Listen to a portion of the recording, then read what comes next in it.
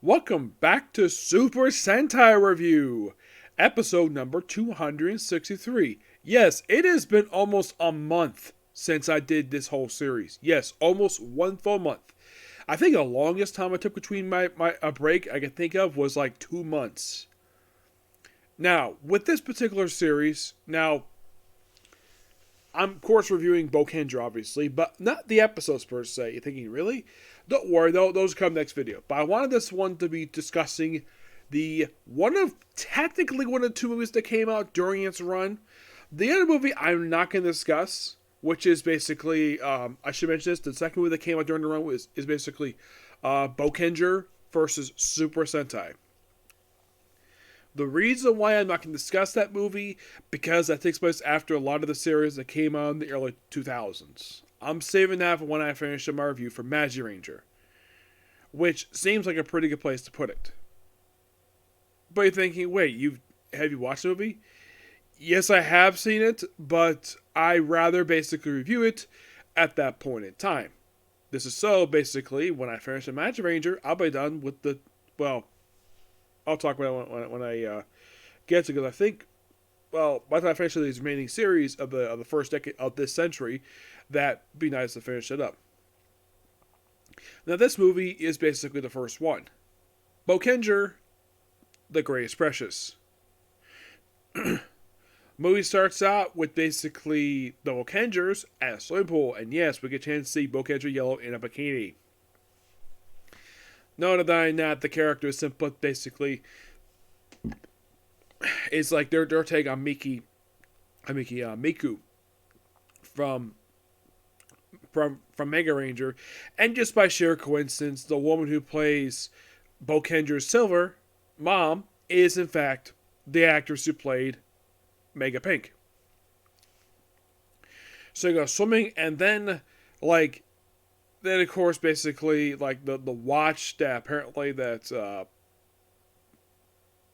Nakichi, about Boukenger Yellow, where she loses his watch he's had, and he tries to get it while swimming, and he gets caught in the drain, and then it's never seen again until the end of the movie. So then after the credits, which still have, and then we see the three of the four factions from the series, the Golden Civilization, Riku's group, and Dark Shadow. It looks like they're about to have a three-way brawl. Who's going to get this Great Precious? And then Boukenger shows up. And then we see this mysterious older guy, who we later find out is actually Boukenger Red's father. Yes. Oh, fun fact. This movie is the only appearance of this character, because he never appears in the main series. He's never even mentioned after this. Also, there is... Now, here's the thing about this movie that I'm discussing here. Came out in 2006, which you're thinking, wait, 06? Was that 17 years ago? Yes, it was. And simply put, the villains of the series, they're not the main villains of the movie. Nope. It's this completely original villain. Yep. Who is known as Muse, or Hygiene.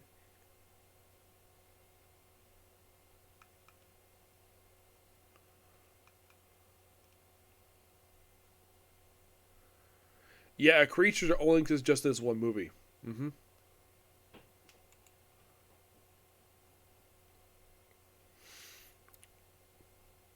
Which I'll get to basically the whole deal with this character.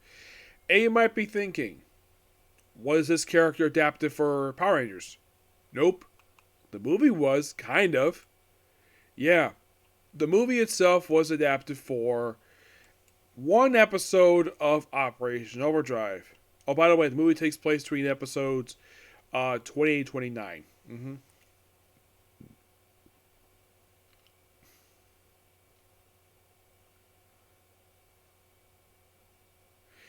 Yeah, it was adapted for Rangers Unplugged. You're thinking, what the heck they did from the movie for this one? Mostly put, they took the Megazord story, the Megazord thing for this one, and mostly put, they just had a debut of one character who was first made his debut in episode 40. So technically, in a way, this movie was partially adapted for Operation Overdrive, not fully.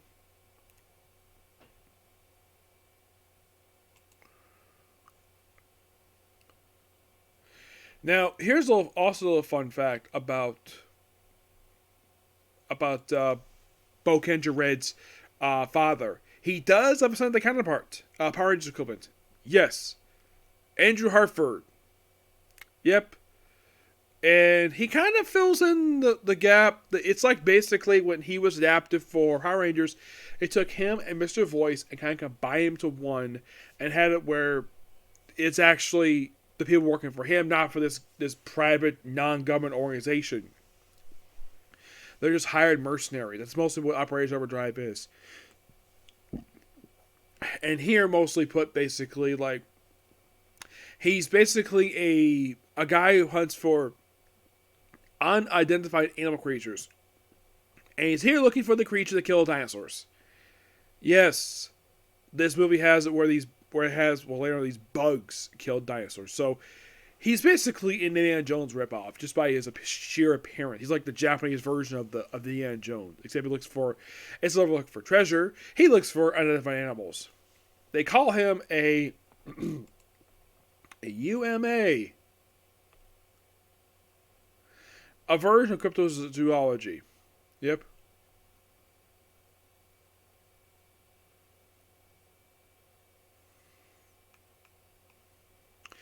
Yeah, it's something though. It's like this character comes out of nowhere, and then we just leave this movie. And by the way, Boukenger Red never mentioned this guy in this series. Nope, he just here for this movie, and that's simply it. So after we have his father's debut by saving a little kid from being crushed by curses. So then, of course, after battling everybody. By the way, Gaja, the Creation King, and of course Doctor, they're here for just quick cameo. They have a brief fight, and they're just blown away. They're fine. It's like the people who wrote this movie who kind of worked on the series. Brought him in just so had the Boukenger beat him, but not killed him per se. Then they're blasting off. I'm like, yeah, that's a phrase from Pokemon. Why the heck did this for? I have no idea. It's like that was done for a gag, and then they have to go after a mountain that pops up completely out of nowhere. Yeah, this mountain is never seen in the show. It's like this, and of course they're on the way there, and all of a sudden the Quasars show up in their robot, and then of course Bokai Silver is here, battling them, and then of course after they get beat, it's like, yeah, it's there, just acknowledge the fact it's there, and then we have them climb up this mountain, and of course Boukenger sees his father first time apparently in years, and it's like this, and of course you also have it where Boukenger Pink calls him father, despite the fact that's not actually his child. Now maybe she's doing it out of respect for the guy. It is possible, but it's just kind of odd. I mean, he doesn't question it at all. He probably sees it as her probably acknowledging the fact that it's just probably acknowledging respect because he's the father of her boss, because he's basically the boss's father. Presumably yes, but he doesn't question it at all. She calls him that once or twice. I mean, is Boukenger Pink in love with Bokai Red? Never stated on screen if they are or not. I have no idea, because that's been a common trope with Power Rangers and Sentai, where sometimes basically the Red Ranger will fall for a lot of the time the Pink Ranger or some non-related character. But there's no hints of it at all. She probably, like I said, she probably just calls him that out of respect. Not because of the fact they're related, because basically just respect him, because she has a lot of respect for the chief. And of course, they identify who he is. And then, of course, the curses and the reptile horror attack. I'm like, where's your bosses, dudes? And they get beaten. They battle for a bit. And then the ground. And then we see the main villain of the movie, Muse, this beautiful woman. And then the ground basically collapses underneath them with the guy. And then they travel through. Looks like they fall in the ocean. And then they end up out of the ocean in the middle, like an island, look like maybe like an island someplace. And it turns out this island is actually some massive desert, like it's Sahara. And then the desert catches on fire. Yeah, it catches on fire. And we lose Bokai Blue and Yellow. And they walk for a while. They go through forest, and then, of course, basically, they meet up with, of course, Boukenger's father. Like, how the heck he got there is never really explained. He just here. Did he go through all those things? Never mentioned. And then we have spiders show up, where basically they take Boukenger Black and Pink. And apparently he's like, oh, he points out, though, you show no reaction to seeing your teammates taken. Because Boukenger Red knows they're strong. He'll get them, no problem.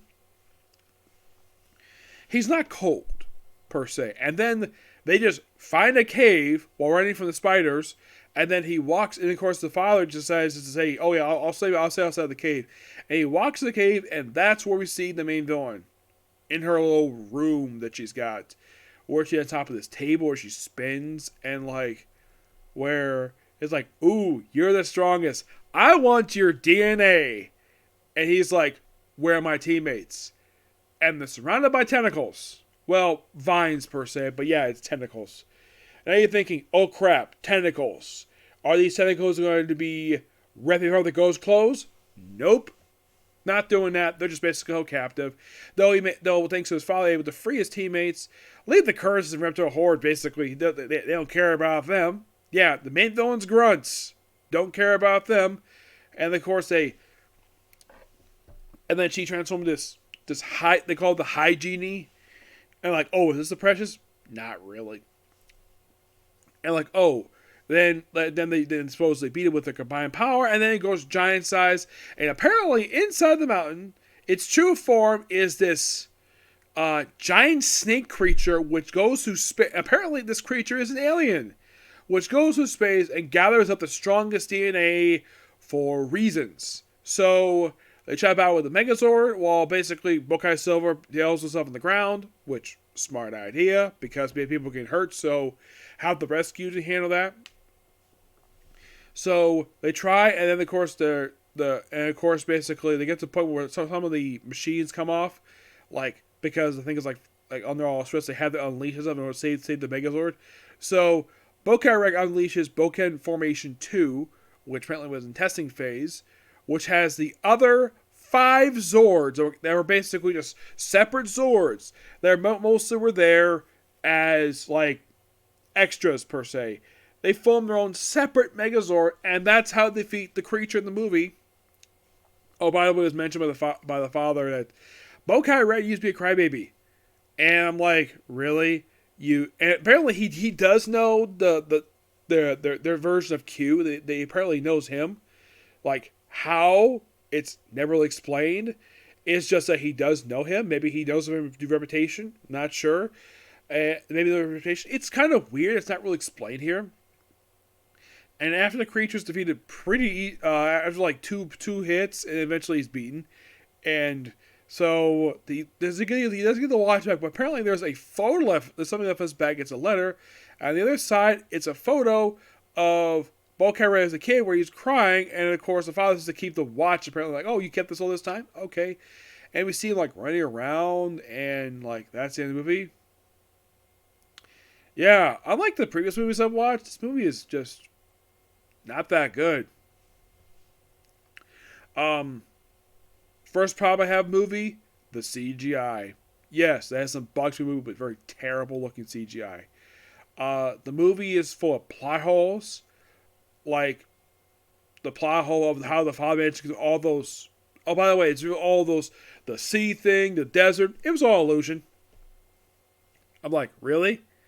Yeah, really. And apparently the forest was illusion too, so apparently it went to a cave. Yeah, it's not really explained here. And by the way, okay, they explain this creature is an alien. He wants to gather up the strongest DNA. The question is, why? And oh, by the way, they actually go after him for good reasons, so he doesn't go after their planets. Okay, at least Boukenger good reason why they go after this guy. But why? It's like the villain's motivation is basically left open. Like, why is he doing this for? Where the heck does this guy even come from? I get the fact he's an alien, but here's the strange thing about this series. This is the first time the Boukengers have dealt with actual aliens. Though I should point out, though, they would adapt this partial this concept for Operation Overdrive with the Quasars sent for the Power Rangers equivalent. Yeah, they made the Quasars aliens. Yep. It's like it took aspect related to this one-shot villain and gave it to the Quasars for the Power Rangers equivalent. Made them aliens and just undimensional beings like they are in this series. As much as I really enjoy the Boukenger series, this movie is, I mean, it has some good points. Like, here's some positives I have for it. The fighting is actually really good. The music is really good. The biggest problem with this movie is most of the story. And also, another problem with the movie is that you have the 3 of the 4 main villains, the leaders, just saying, blasting off again, even though they never say that in the series. It's almost like the guy who wrote, let's see, did the guy who wrote this movie, did he write anything related to the main series?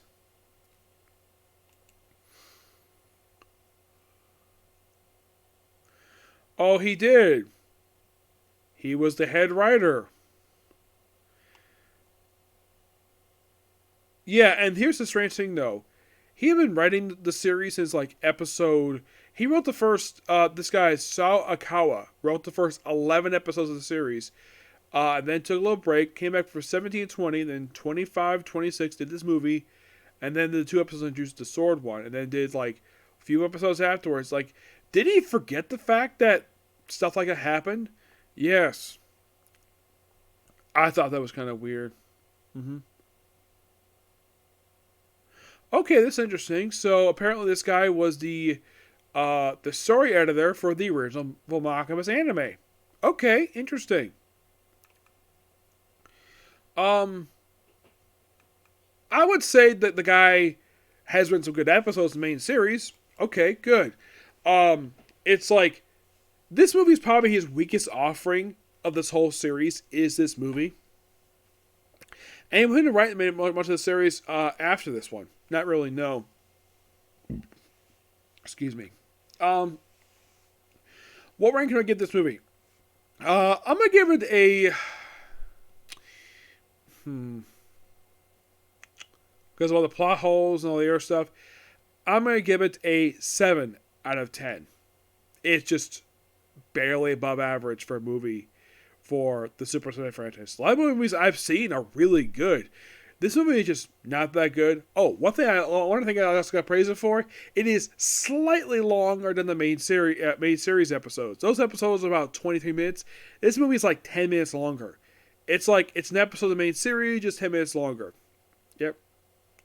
But yeah, that's particularly a particular view. Next up is going to be a comic corner, and then I'll be back to do more episodes of the main series. Well, I'm going to do 4. It's going to be a total of about 4 or 5 videos to hopefully cap this off. And then move on to the next Sentai, which I'll review when I talk about the final episodes of this particular series, Super Sentai. Okay? Next video. Bye.